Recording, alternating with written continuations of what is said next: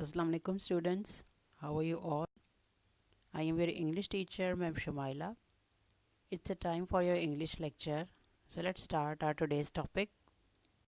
So students, today we will discuss all future tenses, future indefinite, future continuous, future perfect and future perfect continuous tense.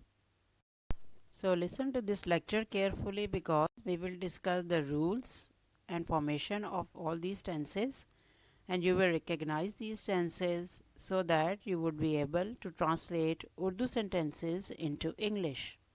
What is future indefinite tense? Future indefinite tense shows the action that is to be done in future. As it is clear from the name that the action which is going to be happened in future is shown in future indefinite tense. Okay students, now let's see the examples of affirmative sentences.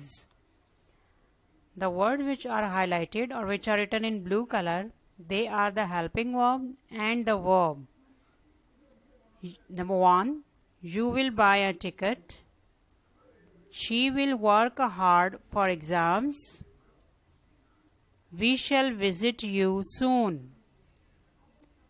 As you can see these examples, we have used will or shall here and first form of verb. So now let's see the rules of future indefinite tense. First form of verb we use in future indefinite tense, and helping verb we use will or shall. According to the subject we use helping verb. If it is we or I, then we use shall, and with the rest of the pronouns we use will, as you have seen in the previous slide in the examples. Now let's discuss the examples of negative sentences. First one is, they will not go for picnic. The peon will not ring the bell. I shall not take the tea. As you have seen that in these examples, we have used will or shall as helping verb, and to make it negative we have used not here and first form of verb as well. So will not or shall not as helping verb we use and first form of verb. Now let's see the rules. First form of verb is used, helping verb will or shall, and we use not to make it negative. So we use will not or shall not to make it negative, and we use first form of verb in future indefinite tense. Now discuss the interrogative examples. These are the interrogative examples of future indefinite tense. Will you recognize your friend? Second one, will she submit the application? And third one, shall we go for walk? So again the same thing, the helping verb will or shall is there, but these helping verb will come in the start of the sentence to make it interrogative. These are the rules of interrogative sentences, that we use first form of verb, helping verb we use shall or will according to the subject, and this helping verb comes in the start of the sentence to make it negative, as we have discussed in the previous slide and you have seen in the examples as well, that we have used helping verb in the start of the sentence to make it interrogative. So students, we have discussed all the examples of affirmative, negative and interrogative. Now let's see the structure of all these three types of sentences. See the formation, that how can you write future indefinite tense. So first, the affirmative sentence. First we will write the subject, then helping verb, then first form of verb, and object will come at the end. Now let's see the negative. In negative sentence, subject will come in the start, then helping verb followed by not, as we have seen in the examples, shall not or will not, first form of verb, and at the end object will come. And the formation of interrogative sentence, structure of interrogative sentence is that we use helping verb in the very start of the sentence. Will or shall will come in the start of the sentence. After that, subject will come, then first form of verb, and at the end, object will come.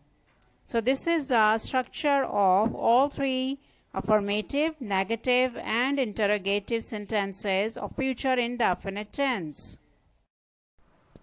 Okay students, now let's discuss the Urdu recognition of future indefinite tense. How can you recognize in Urdu that this is future indefinite tense? The examples in Urdu are in front of you. Now let's discuss them. Number 1, वो मुझे मिलने आएगा. Number 2, वो हर रोज सबक सुनाएगी. Number 3, वो सुबह सैर को जाएंगे. Now which thing have you observed? That these sentences are ending with which word? Yes, you are right that all these sentences are ending with ga, gi, ge. So it means that this is the recognition of future indefinite tense. That in Urdu sentences, what will come at the end of the sentence? Ga, gi, ge. So this is its recognition that ga, gi, ge will come at the end of Urdu sentences. Okay, now it's the time to discuss about future continuous tense. Future continuous tense shows the action that is going to be done in future. Again, this tense shows the action about the future. So let's discuss this tense in detail through examples. Have a look on the affirmative sentences of future continuous tense. They will be eating mangoes. She will be decorating the house. We shall be waiting for them. As you have seen that in these examples we have used will be or shall be as helping verb, and we have used first form of verb plus ing in these sentences. So what are the rules of future continuous tense? That we use first form of verb plus ing, and will be or shall be is used as helping verb according to the subject. If the subject is we or I, we use shall, and with the rest of the pronoun, with the rest of the subject, we use will. Now these are the examples of negative sentences of future continuous tense. Example 1. He will not be singing a song. The women will not be crying for help. The baby will not be breaking the toys. So you have seen that we have used will not be in these examples, and first form of verb plus ing is used in negative sentences of future continuous tense. So we use first form of verb plus ing, and helping verb will not be or shall not be is used in negative sentences of future continuous tense, as we have seen it in the previous slides in examples. Now let's discuss interrogative examples. Will you be taking the pictures? Second one, shall we be joining the procession? And see the third one, will the team be celebrating the victory?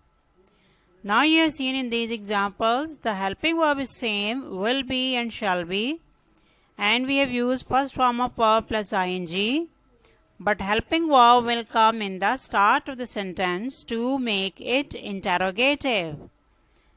As you can see in the first one example, will you be taking the pictures? So helping verb has come in the start of the sentence. So first form of verb plus ing is used here, and helping verb will or shall comes in the very start of the sentence to make it negative. Now students, look at the structure or formation of future continuous tense. Let's discuss the first one of affirmative. In affirmative sentences, subject will come in the start, then helping verb will be or shall be, then we write first form of verb plus ing, and at the end object will come. Let's see the negative one. In negative sentences, subject will come in the start, then helping verb plus not, will not be or shall not be. Then we write first form of verb plus ing, and at the end object will come. In interrogative sentences, the helping verb will come in the start of the sentence. Will or shall will come in the start of the sentence. Then subject will come. Then first form of verb plus ing, and at the end object will come. So this is the structure of future continuous tense. You have to remember it so that you can write your own sentences. So students, how can you recognize future continuous tense in Urdu? The examples are in front of you. Let's discuss these Urdu examples. अब बारिश हो रही होगी, सूरज तुलू हो रहा होगा, चांद गुरूब हो रहा होगा. As you have seen that in these examples, what is coming at the end of every sentence? रही होगी, रहा होगा. So this is the recognition of future continuous tense, that at the end of Urdu sentences, rahi hogi done in future. So this tense shows us the action which is done in future. These are the examples of affirmative sentences of future perfect tense. The first one, the guard will have opened the door. She will have delivered the speech. I shall have prepared the lunch. So you have observed one thing in these sentences, that the words which are written in red color highlighted, they show us the helping verb and form of verb. So which helping verb is used here? Will have or shall have. And with have, you know this thing, we always use third form of verb. So will have or shall have is used as helping verb, and we use third form of verb in future perfect tense. Now students, let's see these rules, that third form of verb is used and helping verb will have or shall have is used here. So as we have seen in the examples, that we have used third form of verb there, and will have or shall have. With I and we use shall have, and with the rest of the pronouns we use will have. Now let's discuss the negative examples. He will not have packed the luggage. They will not have parked the car. She will not have paid the bill. So as you have seen in these examples, we have used will have and third form of verb. And to make it negative, we have used not here. Will not have. As you can see, he will not have packed the luggage. Now these are the rules of future perfect tense. We use third form of verb and helping verb will not have or shall not have is used in it. These are the examples of interrogative sentences. First one, will you have collected the stamps? Will they have attended the meeting? Shall I have posted the letter? So you have seen in these examples that we have used will have or shall have, and we have used third form of verb here, but the helping verb has come in the start of the sentence to make it negative. As you can see in these examples, will you have collected the stamps? The helping verb will come in the start of the sentence. Now have a look on the rules. The third form of verb is used and we use will have or shall have as helping verb, but the helping verb will come in the start of the sentence to make it interrogative. Now let's see the structure of future perfect tense: affirmative, negative and interrogative. First one is affirmative. First subject will come, then helping verb, and the helping verb will have or shall have. Third form of verb plus object. Then negative sentence. For negative sentence, first of all, subject will come, then helping verb with not, shall not have or will not have. Third form of verb, and at the end, object will come. Then see the interrogative sentences. For interrogative sentences, helping verb will come in the start of the sentence to make it interrogative. Then subject, then third form of verb, and at the end object will come. So this is the structure or formation of future perfect tense. So this is the Urdu recognition of future perfect tense. Now let's see these Urdu sentences. हम आराम कर चुके होंगे, चौकीदार घर जा चुका होगा, तुम नाश्ता कर चुके होगे. So what is coming at the end of these sentences? चुके होंगे, चुका होगा और चुकी होगी. So it means that this is future perfect tense. If at the end of any Urdu sentence these words will come, it means that this is future perfect tense. So this is the Urdu recognition of future perfect tense. Now come to future perfect continuous tense. Future perfect continuous tense also shows the action which is going to be happen in future, but it shows time as well. Now look at the examples of future perfect continuous tense. These are the affirmative sentences. The doctor will have been operating the patient since 5 o'clock. The servant will have been serving the guests for 2 hours. The girls will have been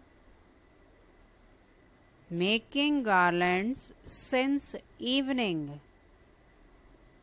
So as you have seen that we have used will have been in these sentences, and we have used first form of verb plus ing. One more thing is used here, that is since and for, which tells us about the time. Since we use for definite time period, and if the time period is not confirmed, we use for. as you can see in these examples. Okay students, now see the rules that we use first form of verb plus ing and helping verb will have been or shall have been is used here. We use since and for to define the time.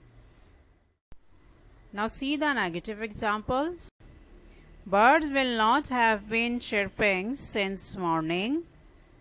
They will not have been playing for 1 hour. He will not have been reading newspaper since morning. So as you have seen in these examples, we have used will not have been and we have used first form of verb plus ing. Since or for is used here to tell the time. Not we have used to make it negative. So first form of verb plus ing is used here and we use will not have been or shall not have been to make it negative. Now let's discuss the interrogative examples.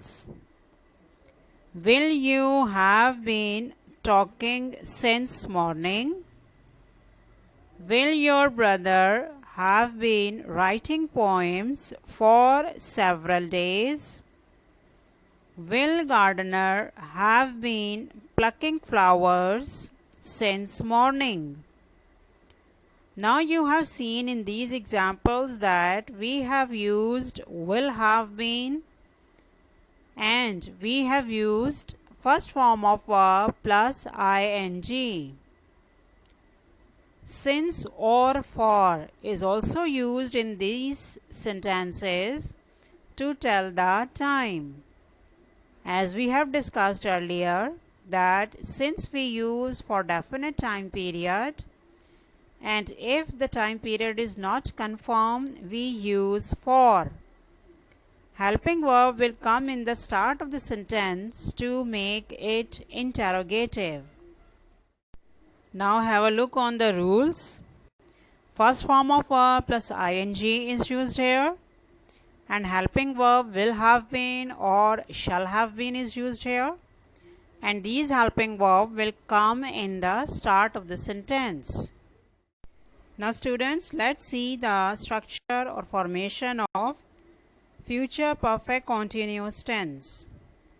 For a formative sentence, subject will come in the start, then helping verb, will have been or shall have been, then first form of verb plus ing, then object will come.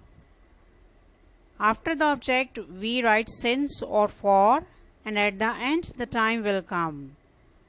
For negative sentences, subject will come in the start, then helping verb plus not, will have not been or shall have not been, then first form of verb plus ing.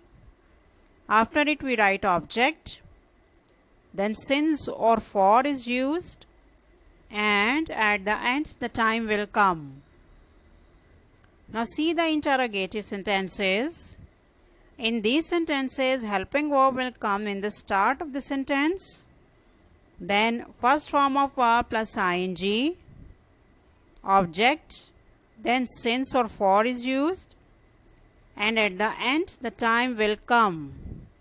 So you have to remember this structure or formation of future perfect continuous tense so that you can make your own sentences.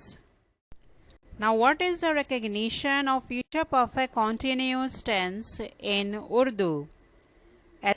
Number 1, Bashir 2 घंटे से सबक याद कर रहा होगा. Number 2, किसान 4 रोज से हल चला रहा होगा. Number 3, परिंदे सुबह से चहचहा रहे होंगे. So as you have seen in these examples, the time is given here and the sentences are ending with रहा होगा, रही होगी or रहे होंगे. So this is the recognition of Urdu sentences that these words come at the end of Urdu sentence of future perfect continuous tense, and time is also given in it. As you can see in these examples, the time is given. So this is the recognition of this tense.